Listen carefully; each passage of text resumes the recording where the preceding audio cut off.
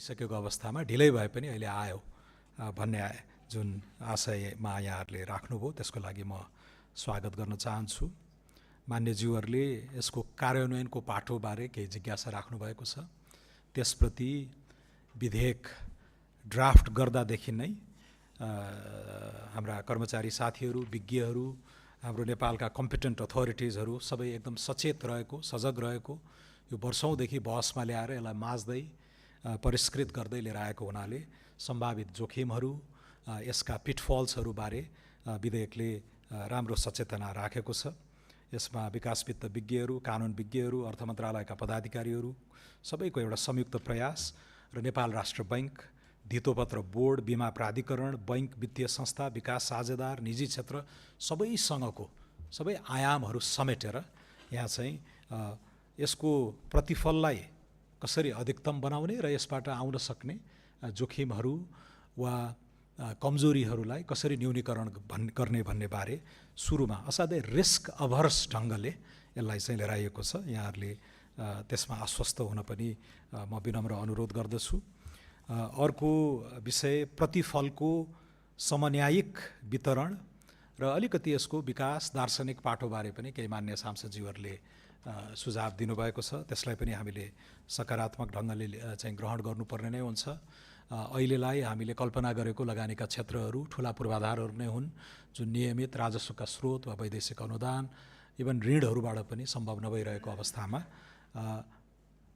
यसको तालिका नै अलि लचिलो बनाएर अघि मैले निवेदन गरिसकेँ, सरकारको ब्यालेन्स सिटभन्दा बाहिर गएर यी कोषहरू परिचालन गर्दाखेरि बढी फ्लेक्सिबिलिटी हुने हुनाले त्यति बेला हामीले कल्पना गरेका ऊर्जाका आयोजनाहरू, भौतिक पूर्वाधार, कनेक्टिभिटीका आयोजनाहरू देखि लिएर अब यो अहिले आइटीमा चाहिँ डेटा सेन्टरहरूको कल्पना छ, औद्योगिक पार्कहरू, स्पेसल इकोनोमिक जोनहरू इत्यादि चाहिँ तिनलाई कहाँ राख्दाखेरि समग्र देशको हित हुन्छ र यसका एक्सटर्नालिटिजहरू कुन वर्गलाई पछाडि परेका क्षेत्रहरूमा त्यसलाई चाहिँ लोकेट गरिदिँदाखेरि त्यहाँको क्षेत्रीय विकास, सामाजिक उन्नयन हुन्छ भन्ने कुराहरू पनि हामीले विश्लेषण गर्ने नै छौँ। ती सबै कुराहरू अहिले विधेयकमा लेख्न सम्भव हुँदैन। केस बाई केस आयोजनाको स्वरूप र प्रकृति हेरेर हामीले ती कुराहरू निर्धारण गर्नुपर्ने हुन्छ। तर यहाँहरूले यो प्रतिफलको समन्यायिक वितरण सुनिश्चित गर्ने गरी अगाडि बढोस् भन्ने भनेर राख्नुभएको आशय पनि म स्वागत गर्न चाहन्छु। केही मान्य सांसदज्यूहरूले गुड गभर्नेन्सका पाटाहरू, सुशासनका पाटाहरू, एलिट क्याप्चर लगायतका कुराहरूबारे ध्यान आकर्षण गराउनु भएको छ। यो सुशासनप्रति अलिअलि मात्र समर्पित होइन, पूर्णतः समर्पित सरकारले ती विषयहरूलाई जरुर ध्यानमा राख्ने नै छ। केही मान्य सांसदज्यूहरूले यस्ता क्षेत्रहरूमा यसले हात नहालोस् जहाँ स्वाभाविक रूपमा चाहिँ निजी क्षेत्र आउने गर्दछ र यो सरकारी विशुद्ध अहिलेको लागि नेपाल सरकारकै विशुद्ध सेल्फ रेगुलेटेड कोष भएको हुनाले यसले चाहिँ सामान्य तवरमा निजी क्षेत्र नजाने ठाउँहरूमा पनि यसले नजर पुर्याओस् भन्ने सुझाव पनि दिनुभएको छ र यसले यस्ता लगानीयोग्य पुँजी अथवा ब्याङ्केबल प्रोजेक्टहरूमा हात नहालोस् जहाँ अन्य लगानीकर्ताहरू पनि सहजै आउन सकुन् भनेर एउटा सचेत गराउनु भएको छ कि सरकारको विशेष कोष भएको नाताले यसले अन्य मुनाफा कमाउने वित्तीय स्रोतहरूसँगै प्रतिस्पर्धा नगरोस् भन्ने बारे पनि त्यो सुझावलाई पनि मैले सकारात्मक रूपमा लिएको छु र यसले क्राउड आउट गर्ने होइन, क्राउड इन गरोस् र गर्छ भन्ने विश्वासका साथ पनि हामीले यी कुराहरू प्रस्ताव गरेका छौँ र यसले गरिदिएको लगानीले अन्य निजी पुँजी पनि यसमा आकर्षित हुने र समग्रमा हामीले पुँजी सङ्ग्रह र उपयोगको बाटोलाई झन् सुलभ बनाउनेतिर जान्छौँ भन्ने विश्वास मैले लिएको छु। अब सबै मान्यज्यूहरूलाई यो मैले अहिले छोटो समयमा संश्लेषण गर्दा यिनै बुदाहरूमा चाहिँ यहाँहरूको राय आएको मैले मानेको छु। यहाँहरूले अरू कुनै विशेष चासो जिज्ञासा भएमा यसलाई अहिले सदन बाहिर पनि हामीले एड्रेस गर्न सक्छौँ वा हाम्रो नियमित यो विधेयक निर्माणकै प्रक्रियामा पनि यहाँहरूले संशोधन हालेर वा अन्य पृष्ठपोषणबाट यसलाई थप समृद्ध बनाउन सक्नुहुने नै छ। मलाई लाग्छ मैले लगभग यहाँहरूको उठाउनुभएका विषयहरू एड्रेस गरेँ। अहिले अन्तिम वक्ता माननीय सुलभ खरेलले अब डिफेन्स लगायतका विषय पनि थप्न सकिन्छ कि भन्ने जुन सुझाव दिनुभएको छ। हाललाई हामीले अलि न्युट्रल प्रकृतिका पूर्वाधार क्षेत्रहरूबाट नै सुरु गरेका छौँ, जहाँ लगभग नेपालमा एक किसिमको कन्सेन्सस नै छ कि यी सेक्टरहरू हाम्रो मूलधारे विकासको लागि प्राथमिकता हुन् भन्ने विषयहरू छन्।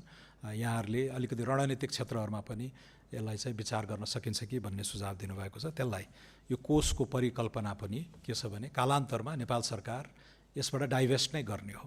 यसलाई समृद्ध बनाएर एउटा आकार बनाइसकेपछि र यसको विश्वसनीयता बढेपछि हामीले अन्तर्राष्ट्रिय पुँजी बजारहरूमा पनि यसले रकम उठाउन सक्ने र बिस्तारै निजी क्षेत्रहरूलाई नै यो सुम्पने गरेर यसको दीर्घकालीन कल्पना गरिएको छ र यसरी यो मच्योर हुँदै गएपछि, इभल्भ हुँदै गएपछि यसले आफ्नो सुरुको क्षेत्राधिकारलाई पनि विस्तार गर्दै लाने भन्ने कुरामा म चाहिँ विश्वस्त छु।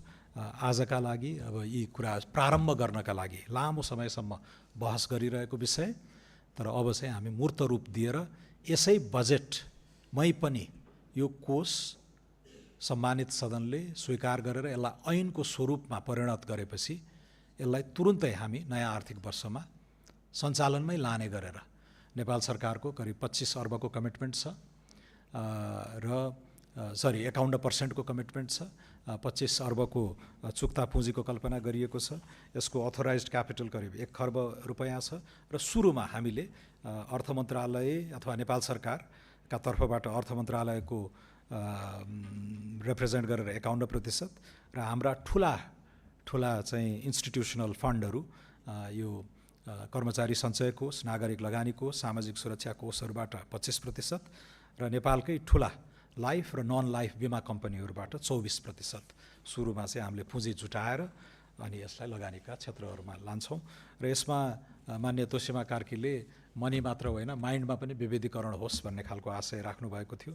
त्यसलाई पनि विधेयकले कल्पना गरेको छ र यति ठुलो फन्ड म्यानेज गर्नको लागि स्वदेशमै हामीले एकदमै सक्षम व्यक्तिहरू फन्ड म्यानेजर अथवा यसको सिइओ बन्नको लागि उपयुक्त देखेनौँ भने नेपाली मूलका र अहिले हाल विदेशमा वाल स्ट्रिटमा होला, सिलिकन भ्यालीमा होला, सिटी अफ लन्डनमा होला, फ्राङ्कफर्टमा होला, दिल्लीदेखि सिङ्गापुरमा होलान्, त्यहाँ बसेर पनि बिलियन डलरका फन्ड म्यानेज गरिसकेका नेपालीहरूलाई पनि एक कार्यकाल चाहिँ यहाँ हामीले आमन्त्रित गरेर उहाँहरूको योगदानलाई स्वागत गर्ने कल्पना पनि यो विधेयकले गरेको हुनाले चाहिँ यो अलिकति फरवर्ड लुकिङ हैन वित्तीय विविधीकरणको हिसाबले, तर यसको सञ्चालनमा पनि यसले अलिकति प्रोग्रेसिभ धारणा राखेको कुरा म यहाँ समक्ष निवेदन गर्न चाहन्छु।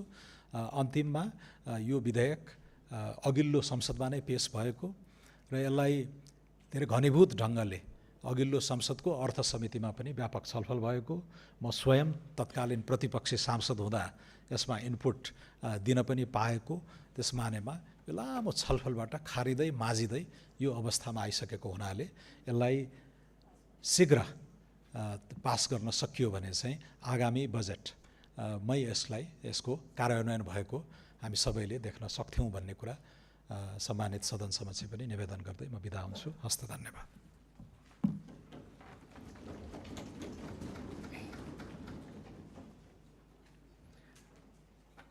मान्य सदस्यहरू, अब यो छलफल यहीँ समाप्त हुन्छ। अब म वैकल्पिक विकास वित्त परिचालन विधेयक 2082 माथि विचार गरियोस् भन्ने प्रस्तावलाई निर्णयार्थ प्रस्तुत गर्दछु। यो प्रस्तावको पक्षमा हुने मान्य सदस्यहरूले हुन्छ भन्नुहोला र यसको विपक्षमा हुने मान्य सदस्यहरूले हुन्न भन्नुहोला। यो प्रस्तावको पक्षमा हुने मान्य सदस्यहरूले हुन्छ भन्नुहोस्। यसको विपक्षमा हुने मान्य सदस्यहरूले हुन्न भन्नुहोस्। हुन्न भन्ने आवाज सुनिएन, तसर्थ वैकल्पिक विकास वित्त परिचालन विधेयक 2082 माथि विचार गरियोस् भन्ने प्रस्ताव सर्वसम्मतिले स्वीकृत भएको घोषणा गर्दछु।